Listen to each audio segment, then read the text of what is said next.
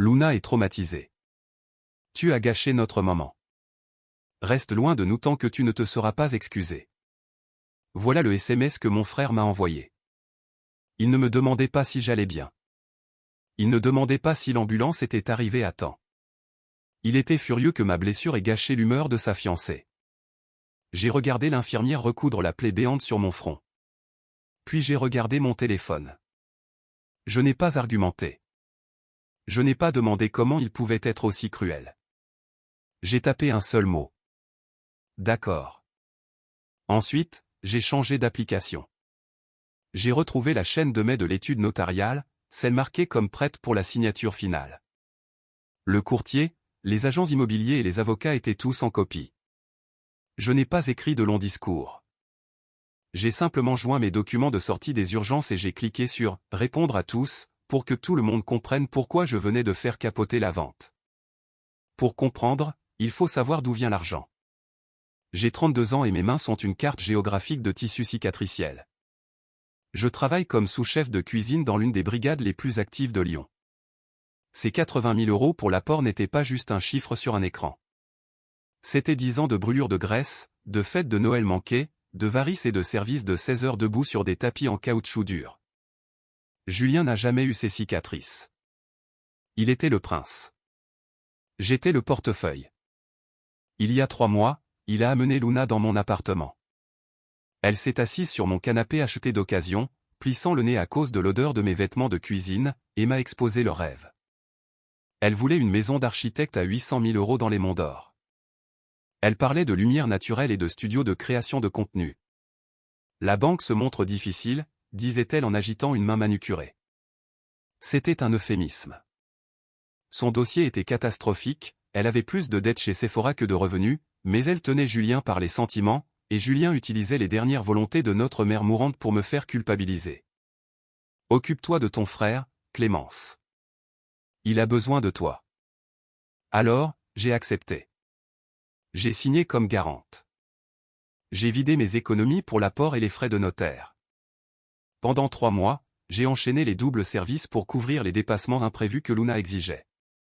Pendant que je transpirais devant un grill, à gratter des couches de carbone sur l'acier, mon téléphone vibrait avec des notifications Instagram.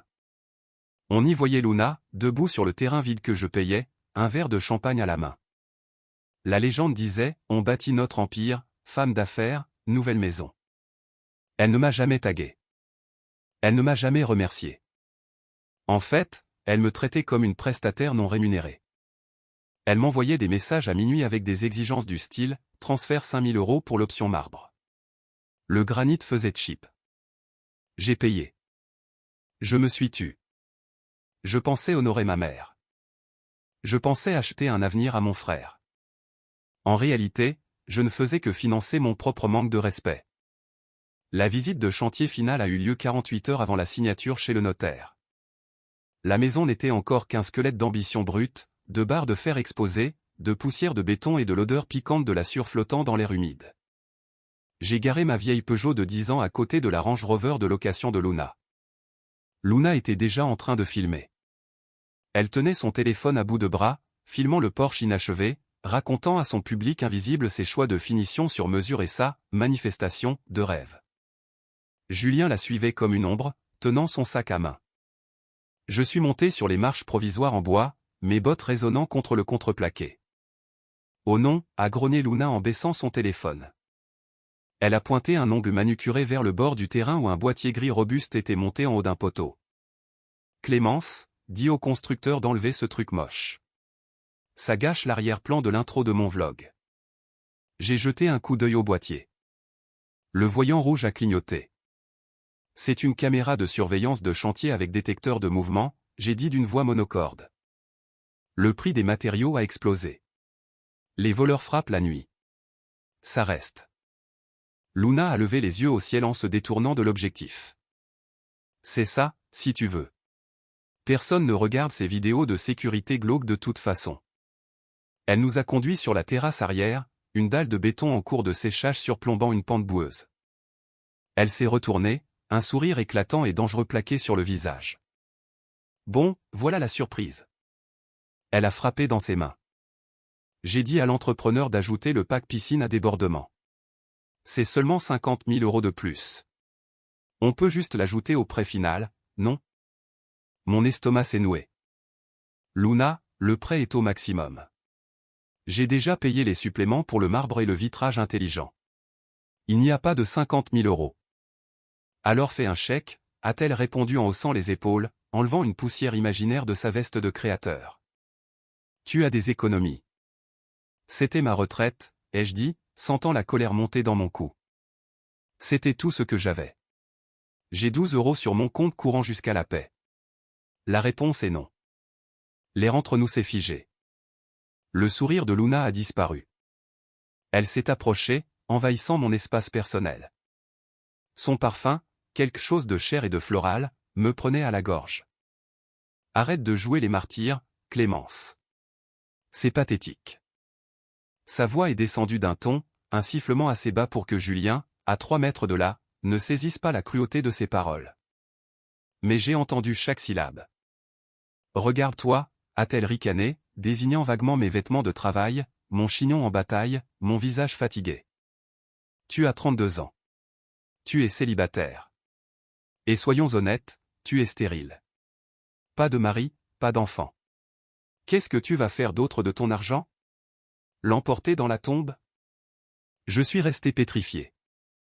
La cruauté était si précise, si calculée, qu'elle m'a coupé le souffle.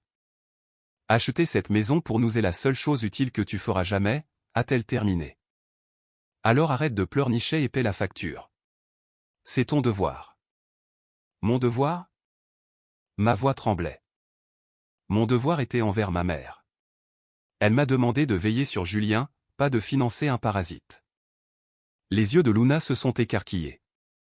Elle a poussé un cri de rage, un son animal. Ne t'avise pas de parler d'elle. Elle est morte parce qu'elle s'est épuisée.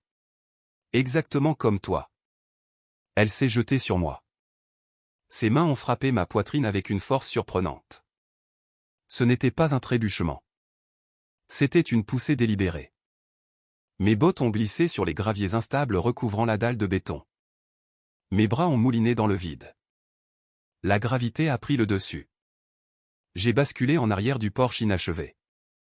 Le monde a tournoyé, ciel bleu, béton gris, métal dentelé, craquement. Mon épaule a heurté un tas de débris de construction, des blocs de ciment durci et des restes de fer à béton. Un éclair de douleur blanche a explosé dans mon bras. Ma tête a frappé la terre, faisant claquer mes dents. Pendant un instant, il n'y a eu que le sifflement aigu des acouphènes. Puis la douleur a rugi. J'ai haleté, essayant de me retourner, mais mon bras ne bougeait plus. J'ai levé les yeux.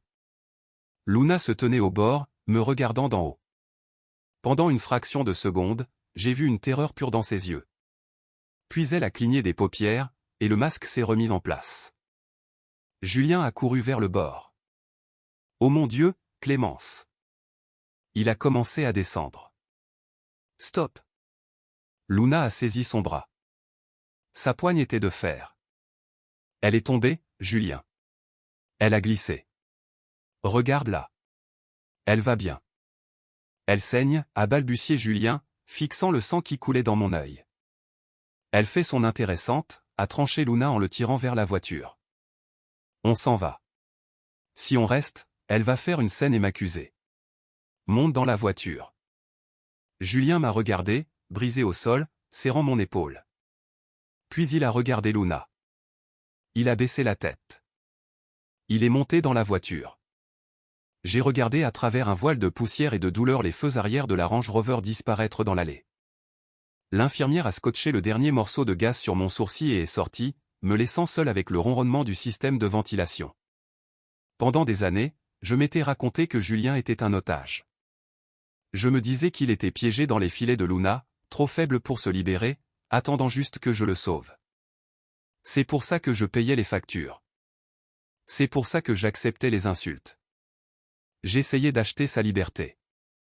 Mais alors que j'étais assise là, sentant l'odeur de l'antiseptique et du sang séché, la vérité s'est installée dans ma poitrine, lourde et froide. Julien n'était pas un otage. C'était le complice de la fuite. Il m'a vu tomber. Il a entendu le craquement de mon épaule contre le béton. Et quand Luna lui a dit de rouler, il n'a pas hésité. Il n'a pas appelé le 15. Il n'a pas fait demi-tour. Il a passé la première et a laissé sa sœur saigner dans la terre parce qu'il avait plus peur d'une dispute avec Luna qu'il n'avait peur de ma mort. Il n'était pas la victime. Il était l'exécuteur. Mon téléphone a vibré à nouveau. Cette fois, ce n'était pas un SMS. C'était une notification de l'application sécurisée du notaire. Transaction confirmée. Virement reçu. 40 000 €. J'ai fixé l'écran. Luna l'avait fait. Elle avait vidé son compte d'épargne secret, l'argent qu'elle jurait ne pas avoir quand je payais pour le marbre, et l'avait viré sur le compte séquestre pour les derniers frais de clôture. Elle avait tout misé. Elle pensait que sa petite démonstration de force sur le chantier avait fonctionné. Elle pensait que j'étais soumise, silencieuse et prête à signer les papiers le lendemain matin. Elle pensait avoir gagné. J'ai regardé les papiers que le médecin avait déposés sur mes genoux. Instruction de sortie. Le diagnostic était imprimé en gras noir, commotion cérébrale de grade 3, disjonction acromioclaviculaire. Restriction de levage, 0 kg. Statut professionnel, incapacité totale. Récupération estimée, 6 mois. Je suis sous-chef. Si je ne peux pas porter une poêle, je ne peux pas travailler. Si je ne peux pas travailler, je n'ai aucun revenu. Et dans le monde du crédit immobilier, c'est ce qu'on appelle un changement matériel défavorable. J'ai ouvert le brouillon de mail que j'avais commencé plus tôt, celui avec l'objet « Notification urgente de changement de situation financière ». J'ai pris une photo du rapport médical avec ma main tremblante et je l'ai jointe. Mes pouces survolaient les touches. Je n'ai pas écrit de longues tirades émotionnelles sur la trahison familiale. Je n'ai pas mentionné la poussée ou les insultes. Je suis resté strictement professionnel, acquis de droit, en tant que garante du prêt pour le 420 rue Skyline, je suis légalement tenu de vous informer d'un changement soudain de mon statut financier. À compter de 16 h cet après-midi, je suis en incapacité médicale et j'aurai 0 revenu pour les 6 prochains mois. Veuillez trouver ci-joint le rapport de sortie de l'hôpital. Je ne peux pas signer les documents de clôture demain sous peine de fraude hypothécaire. Cordialement, Clémence. J'ai regardé les destinataires, le courtier, les agents, le notaire et l'assureur. J'ai cliqué sur envoyer. Le lendemain matin était le jour de la signature. Je me suis réveillé au son de mon téléphone qui vibrait sur la table de chevet. Il est tombé par terre avec un bruit sourd, bourdonnant comme un frelon en colère. 42 appels manqués. 20 de Julien. 22 de Luna. Je l'ai ramassé. L'écran était un mur de SMS frénétique. Réponds au téléphone Clémence.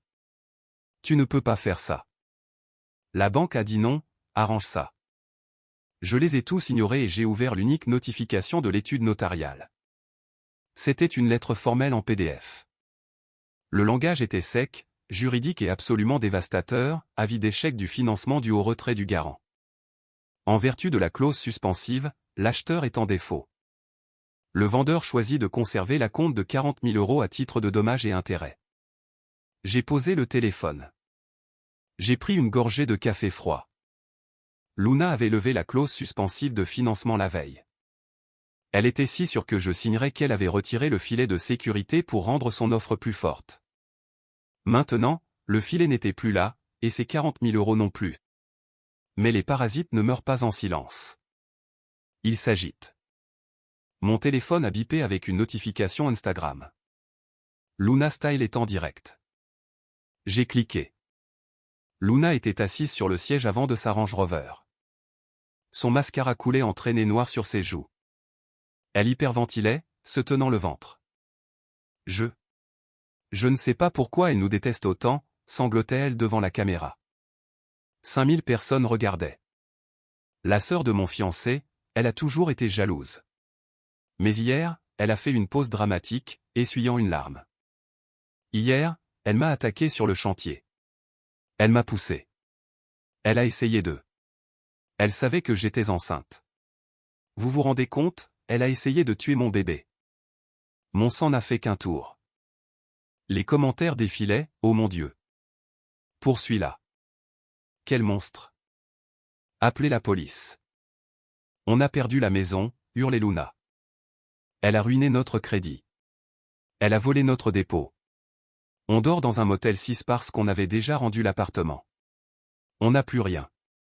S'il vous plaît, si quelqu'un peut t'aider. Un lien de don est apparu, épinglé en bas du chat. Elle était douée. Elle était terrifiante de talent. Elle avait pris son propre crime, l'avait retourné, et l'utilisait maintenant pour escroquer des inconnus tout en détruisant ma réputation. J'ai fermé l'application. Je n'ai pas commenté. Je n'ai pas signalé la vidéo. J'ai appelé Marc, le chef de chantier. Salut Clémence, sa voix était grave. J'ai entendu pour le bazar. Ça va? J'ai besoin d'un service, Marc. Cette caméra sur le tas de bois. Est-ce qu'elle enregistre le son? Vidéo HD et audio sur le cloud. Ça capte les plaques d'immatriculation à 50 mètres. Envoie-moi le clip d'hier. 16h15. Déjà fait, a dit Marc. J'ai vu ce qu'elle a fait. Regarde ta boîte mail. L'email est arrivé 10 secondes plus tard. J'ai ouvert le fichier. L'angle était parfait. On voyait le Porsche inachevé. On voyait Luna me coincer. On entendait chaque mot de ses insultes, acheter cette maison est la seule chose utile que tu feras jamais. On voyait la pousser. On me voyait tomber. On voyait Luna attraper le bras de Julien et l'entraîner loin, alors que je gisais immobile dans la terre. J'ai transféré le fichier au détective qui avait pris ma déposition à l'hôpital. J'ai ajouté une ligne, preuve pour l'affaire numéro 49201, agression et dénonciation calomnieuse. 2 heures plus tard, une amie m'a envoyé une nouvelle vidéo. Elle était filmée avec un téléphone portable sur le parking d'un hôtel Formule 1 près de l'autoroute. On y voyait Luna menottée, hurlant sur un policier qu'elle était une influenceuse. On voyait Julien debout devant la porte de la chambre 104, tenant un sac de fast-food, la regardant se faire pousser à l'arrière d'un fourgon. Il n'a pas couru pour l'aider. Il n'a pas discuté avec les flics. Il a juste regardé. 3 semaines plus tard, le silence dans mon nouvel appartement était si épais que je pouvais presque le goûter. Ce n'était pas une boîte de verre à 800 000 € dans les collines. C'était un studio de 35 mètres carrés au-dessus d'une boulangerie dans le centre. Les planches craquaient, le radiateur sifflait et la vue donnait sur un mur de briques. C'était parfait. J'étais assise sur un tapis de yoga, faisant pivoter lentement mon épaule. Le mouvement était raide, comme une charnière rouillée, mais l'éclair de douleur aveuglante avait disparu. Les points de suture sur mon front étaient partis, laissant une ligne rose irrégulière qui se perdait dans mes cheveux. Mon téléphone était sur le sol. J'ai ouvert mon application bancaire. Solde disponible, 82 400 €. L'apport, les frais de notaire, le fonds d'urgence, tout était là. Chaque centime que j'avais gratté sur un grill pendant 10 ans était de retour là où il devait être. Luna n'en avait pas touché un centime. En fait, en perdant son dépôt de 40 000 € au profit du vendeur, elle m'avait indirectement remboursé pour chaque option marbre et chaque dîner de sushi qu'elle m'avait extorqué ces 3 derniers mois. Le karma est un comptable minutieux. Une notification est apparue sur mon application d'interphone. Mouvement détecté à la porte d'entrée. J'ai appuyé sur l'écran. Julien se tenait dans le couloir. Il ressemblait à un fantôme. Ses yeux étaient enfoncés. Sa veste de marque était froissée. Et il ne s'était pas rasé depuis des jours. Il a levé le poing et a frappé sur le bois. Clémence, sa voix craquait à travers le petit haut-parleur. Je sais que tu es là. S'il te plaît. La caution de Luna est fixée à 10 000 €. On ne les a pas, maman ne voudrait pas ça. Elle ne voudrait pas la voir en cage. Je l'ai regardé sur l'écran, l'image pixelisée du frère que je portais autrefois sur mon dos. Je ne me suis pas levé. Je n'ai pas déverrouillé le verrou. Je n'ai pas crié à travers la porte. J'ai appuyé sur le bouton micro de l'application. Maman est morte, Julien, ai-je dit doucement. Et le distributeur est en panne. Clémence, s'il te plaît. Elle est enceinte. Non, ai-je dit. Elle ne l'est pas. Le médecin de la prison l'a confirmé lors de son admission. C'est juste une menteuse, et toi, tu es juste seul. J'ai coupé la connexion. Ensuite, j'ai ouvert sa fiche contact et j'ai cliqué sur « Bloquer ce correspondant ». Je suis allé vers la cuisinière et je me suis versé une tasse d'Earl Grey. La vapeur s'élevait dans l'air calme. J'ai pris une gorgée. Le silence n'avait jamais semblé aussi précieux. Le système judiciaire bouge plus lentement qu'un virement bancaire, mais il frappe tout aussi fort. 6 mois après la date de signature qui n'a jamais eu lieu, j'étais assise au fond de la salle d'audience 3B. J'ai regardé Luna se présenter devant la juge. Elle ne portait pas de lunettes de soleil de créateur ni de coupe de champagne. Elle portait une tenue de détenue orange qui jurait terriblement avec son teint. Il n'y avait pas de filtre pour cacher la réalité de son accord de plaider coupable. Les chefs d'accusation étaient agression aggravée et dénonciation calomnieuse. La juge l'a condamné à 18 mois de prison ferme, suivi de 3 ans de mise à l'épreuve. Le tribunal a également ordonné une restitution de 12 400 € pour mes frais médicaux et ma perte de revenus. Mais la vraie condamnation n'était pas le temps de prison. C'était le cratère financier qu'elle avait creusé pour elle-même. Parce que le vendeur avait légalement conservé son dépôt de 40 000 € et que ses frais d'avocat avaient vidé ce qui lui restait de crédit. Luna Style est entrée en détention avec une valeur nette de 0 €. Sa voiture a été saisie. Sa marque était devenue radioactive. Alors que le garde l'emmenait, elle a regardé vers le public. Elle ne me cherchait pas, moi. Elle cherchait Julien. Il était assis 2 rangs derrière moi, affalé dans un costume bon marché trop grand pour lui. Il l'a regardé. Puis il a regardé le sol. Il n'a pas fait de signe. Il n'a pas pleuré. Il est juste resté assis là, attendant l'autorisation de partir. C'était la dernière fois que je voyais l'un ou l'autre. 3 mois plus tard, une lettre est arrivée à ma boulangerie. L'adresse d'expédition était une boîte postale dans une ville à 60 km au sud, là où les loyers sont bas et les motels acceptent les espèces. L'écriture était celle de Julien. Je me tenais devant le bac de recyclage dans l'arrière-cour, l'enveloppe lourde dans ma main. Je savais exactement ce qu'elle contenait. Ce serait 3 pages de « Je suis désolé », suivi de 2 pages de « Elle m'a manipulé », se terminant par une demande de petit prêt pour se remettre sur pied. C'était l'hymne classique de l'Éternel assisté, j'étais une victime moi aussi. Je ne l'ai pas ouverte. Je ne l'ai pas déchirée de rage. Je ne l'ai pas brûlée de façon cinématographique. Je l'ai juste jetée dans le bac bleu, juste au-dessus d'une pile de vieux sacs de farine. Puis je suis retourné à l'intérieur pour préparer le levain. Ce soir-là, mon appartement n'était pas silencieux. Il était plein de bruit. De vrai bruit. Mon ami Léa coupait des légumes sur le comptoir. Marc, le chef de chantier qui m'avait donné les images, essayait de réparer mon robinet qui fuyait tout en racontant une blague nulle. Il y avait du vin sur la table et de la musique sortant de l'enceinte. Ces gens ne partageaient pas mon ADN. Ils ne portaient pas mon nom de famille. Mais quand je suis tombé, Marc m'a envoyé la preuve. Quand je ne pouvais pas travailler, Léa m'a apporté des courses sans demander un centime. J'ai regardé autour de moi la vapeur s'élevant de la marmite et les visages des gens qui m'aimaient pour ce que je suis, pas pour ce que je pouvais leur acheter. Cela m'amène à la dure vérité que je dois partager avec vous. Si vous regardez ceci et que vous avez ressenti une pointe de rage quand Julien m'a regardé saigner, je veux que vous écoutiez attentivement. Nous concentrons souvent notre colère sur le méchant, la Luna de nos vies, qui pousse, prend et détruit. Mais le méchant est facile à repérer. Le méchant tient l'arme. La personne vraiment dangereuse, c'est le complice passif. Pendant 10 ans, je me suis dit que Julien était faible. Je me disais qu'il était un passager impuissant dans la voiture de Luna. J'ai payé ses factures parce que je pensais le protéger. J'avais tort. Julien n'était pas un passager. C'était le conducteur qui attendait pour la fuite. Il ne m'a pas poussé de ce Porsche. Mais il a regardé l'agression se produire. Et ensuite, il a conduit l'agresseur en lieu sûr.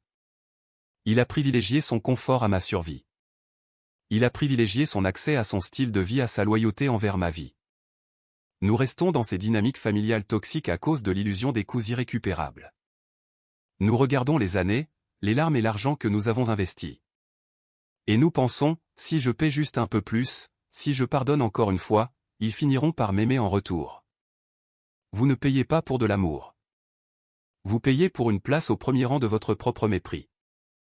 Alors, voici les 3 règles selon lesquelles je vis désormais. Je les ai payés avec une épaule démise et une cicatrice sur le front. Vous pouvez donc les avoir gratuitement. Règle numéro 1, l'accès à votre vie est un privilège, pas un droit lié à l'ADN. Partager le même sang ne donne à personne l'immunité contre les conséquences. Si un inconnu vous traitait comme votre famille vous traite, vous appelleriez la police. Arrêtez de donner un laissez-passer à la famille pour des comportements que vous ne toléreriez pas de la part d'un ennemi. Règle numéro 2, celui qui laisse faire est un complice. Si quelqu'un reste silencieux pendant que vous êtes maltraité, il a choisi un camp. Son silence n'est pas de la neutralité. Son silence est un consentement. Arrêtez d'essayer de sauver des gens qui sont à l'aise de vous voir vous noyer. Règle numéro 3, les limites financières sont des limites émotionnelles. Ne signez jamais un contrat pour quelqu'un qui ne saignerait pas pour vous. L'argent est simplement de l'énergie rendue visible. S'ils exigent votre argent mais méprisent votre énergie, fermez le portefeuille. Je m'appelle Clémence. J'ai une cicatrice sur la tête, un appartement en location et un cœur plus léger qu'il ne l'a été depuis 10 ans. Qui, dans votre vie, tient l'allumette tout en vous demandant de le garder au chaud?